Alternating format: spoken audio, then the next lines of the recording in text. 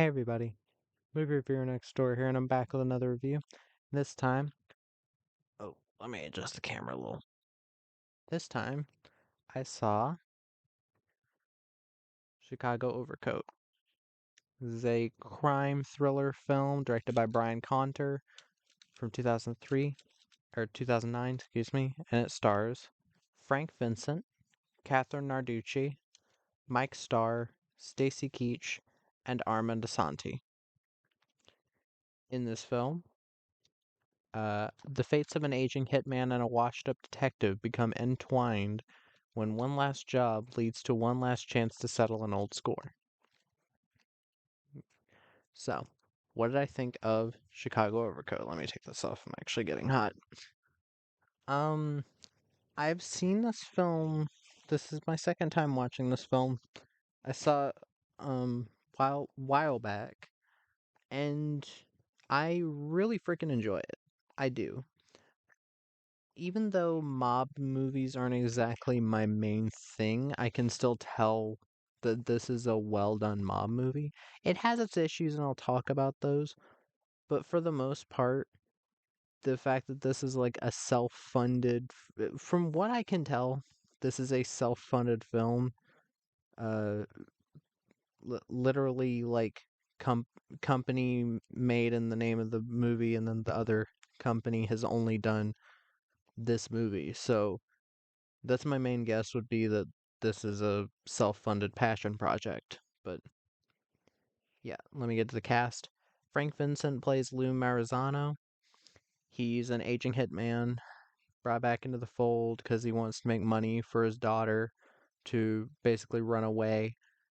Frank Vincent is an actor that you'll mostly recognize from being kind of bit parts in other mob movies, Copland, um, Casino, Goodfellas, Gotti, Wise Guys. He's been in a ton of mob movies and just crime movies in general. But here in the leading role, he actually takes it up very well. Like I think he definitely has a very magnetic screen presence. He also has a bit of vulnerability that's nice to see. He's not just constantly spouting "fuck you, fuck this." I think he beats Joe Pesci and Robert De Niro in Goodfellas out of the fucking water, especially Ray Liotta, because I hate all three of their performances in that movie. I know I'm alone. But yeah, Frank Vincent was a perfect casting choice for this film. Catherine Narducci plays Lorraine Lionello. She's kind of a woman that I think he has the hots for, but our main character, but she's mostly there to like pretend that they were on a date the nights he was doing murders in case anybody ever, or the nights that he's doing hits in case he ever needs an alibi. I liked her. I haven't really seen her in much. Apparently, she's in a lot of Scorsese stuff and again, crime stuff. She might have been on The Sopranos. Yeah, Artie Bucco's wife on The Sopranos. I didn't watch The Sopranos, but yeah, she had a good job. Mike Starr plays Lorenzo Galante. He's basically the leader of this crime family that Lou's a part of now. I love Mike Starr. A very good character actor. Again, been in a bunch of films. A lot of people in this film have been in either Goodfellas or The Sopranos. It, it's insane. But I think he does a good job, but I do think he should have had a bit more screen time to set up his character and what happens with his character a bit better. Um, Stacy Keach plays Ray Burkowski. He's a guy that has to do with the case. He's in one scene. It was still nice to see Stacy Keach. He still does a good job. And Armand Asante is Stefano Di Agostino. He's I guess, a crime boss that's in prison. He's fine. And the main thing with this film is that what you what you have to do for this film to work, you have to know which cliches to use from the genre. You need to know how to make it entertaining, and you have to have a main character that you give a fuck about. So many mob movies make the big fatal mistake of making the main character so unlikable and then trying their hardest to get you to care about them throughout it. Like Goodfellas. Like, I don't remember Ray Liotta's character's name since he's our main character, but I didn't give a flying fuck about him. I know some people say that's the point, but then again, if you have no one to root for, then why should I care about the story? Um, at least in Casino, I cared a bit more about Robert De Niro's character, and I thought both Robert De Niro and Joe Pesci did tons better in that than in Goodfellas. I don't know what happened with Goodfellas. It seems like ever since the 80s, Robert De Niro has just stopped trying to act. Even in the 90s, even in his so-called heyday, I don't think he really gave many amazing performances. Um, I'd say Al Pacino is a lot better than both of them. But yeah, like in this film, you have a main character, Lou, that's very interesting. Um, Actually works quite well. Um, and is, someone you want to root for because yeah, does he kill people? Yes. Is he killing bad guys? Yes, he's killing bad people. Also, it's kind of the only life he ever knew. So it feels a bit less like, oh, he wants to do these killings and more, so he's doing it um so that he can help his daughter just disappear to someplace. And I think it's pretty noble. It's a nice storyline for this film to do.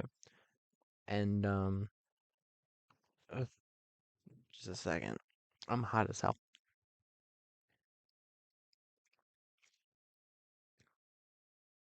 Excuse me. But yeah, yeah, stupid camera.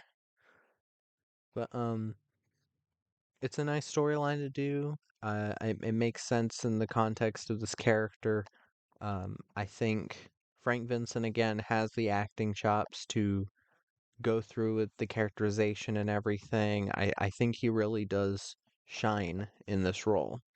And again, most of what he's done beforehand has been like kind of side roles, um, almost never being the main star of a film. Um, what the hell? And just in general, it's nice to see someone like this get to do something a bit more involved and not just be in the sidelines. I keep saying the same shit over and over. I'm having a day, if y'all can't tell. I straight up forgot to talk about the spoilers in the last review, so that's why I didn't have a spoiler title. But this film, kind of hard to talk about, I guess. Um, because I don't want to spoil it. I want more people to watch it. It is available on YouTube for free. It's also on Tubi. Um, but yeah, on the subject of the actors that I think don't get enough to do, Catherine Narducci, her character arc doesn't fully go through exactly what I think it should along the way. She kind of just disappears from the film at the end, and I will say I was a bit annoyed with that. Mike Starr, well, Stacy Keach is basically just a guest appearance, but Arma DeSanti, his last scene is also kind of meh. Mike Starr's last scene is fine, but I do wish there was like a scene or two extra to really establish these two's relationship.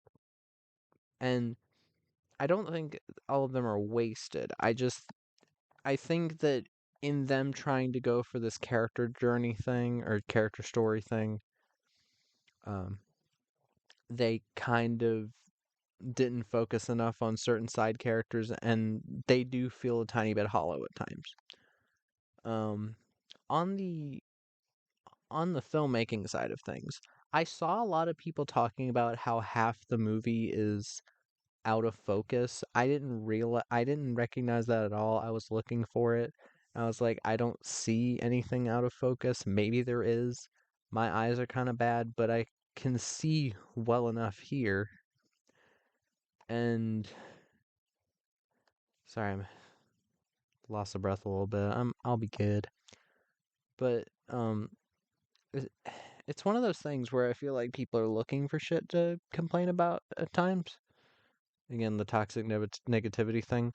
Not that they're not warranted. If they legitimately see that, fine. But still, I throughout the film I didn't notice anything really that bad with the filmmaking for the budget they're working with, 3 million. I'd say their cinematography was really good. Some really nice aerial shots of Chicago. I bet they actually shot in Chicago as well. Um, you've got some good music. Um, the score was really good. I have to see who that was. Greg Nicolette, really great musical score that perfectly captures that type of mob film essence that we really don't get nowadays. We don't really get mob movies anymore. I wouldn't even count The Irishman. I wasn't crazy about The Irishman, but yeah, really good atmosphere. Editing didn't annoy me. Like, this film doesn't look like a lower budget 2009 movie. And back in the mid 2000s, that was like the rise of video.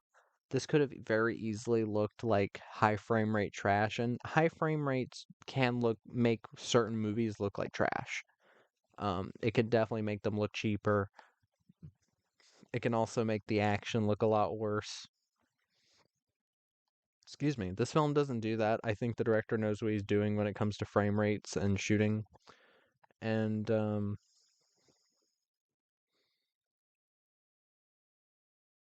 I do think that this film could this film have used a bit more action, maybe. I vaguely remembered a shootout at the end, but there really wasn't that much of a shootout at the end. Also about one of the actors, I recognized one of these actors, um, Barrett Waltz. He's basically the partner of the cop that's after our main character. He was in a film called Jigsaw. Nothing to do with the once you get past to bleh, excuse me. Jigsaw, not to be confused with the Saw film of the same name. I am a fucking mess in this video. I am sorry, guys. But once I keep saying once, Jigsaw from 2002, which is a full moon film. This guy was the star of it, and I vaguely remember watching this. It's 79 minutes long. Holy shit. Um, now I guess the directors really didn't go on to do a lot more. But yeah, I vaguely remembered him and I'm like, that guy looks familiar. And I was like, oh, he was in Jigsaw. That it wasn't a very good movie, don't worry. But yeah, this film though, again, is a really good film. I do legitimately think it's a really good movie that again, if you're going into it wanting a kind of old-timey mafia picture or movie, then you'll get that. Do a couple of effects look a bit wonky? Yes. For the most part, it's blood squibs and practical, like bullet hits. Like there's a bit where he's using the Chicago typewriter, the Tommy gun on this car with the guys in it, and there's really good looking blood squibs. It's not an overly violent movie. It's the perfect amount of violence for this type of story. Um, but very good looking blood squibs, very good looking effects. There's a couple wonky bits at the beginning where it's showing off how good of a hitman he is. There's a bit where a guy's head pops up into frame and then there's a hard cut to the fake head that they're using for when it gets shot. or some like maybe a still image because it's maybe it's a CG blood squib and then it turns into a real effect. I don't know. It looks really. And at the very end, it's at the very beginning and very end where I noticed weird CG. At the very end, a character gets shot in the head, and it looks like they like frame by frame painted in a blood splatter. I'm guessing because it was raining, um, they didn't want to go to the trouble to rotoscope out the rain or whatever, which that probably would have taken a lot of time. But you could also have done it under the carport. But still, it's the worst looking effect in the movie, but those don't really destroy what the rest of the movie is building up, which is a very intense, well done, character driven mob movie. And if you go into it looking for that type of thing, I think you'll be um pretty I think you'll enjoy it. Yeah. Sorry for being such a fucking wreck in this video. Like my head was starting to hurt, but I wanted to do the video anyway. But yeah, that was my review of Chicago Overcoat. If you've seen the film, let me know what your thoughts are in the comments down below. If you have any recommendations, put those down there as well. And movie reviewer next door.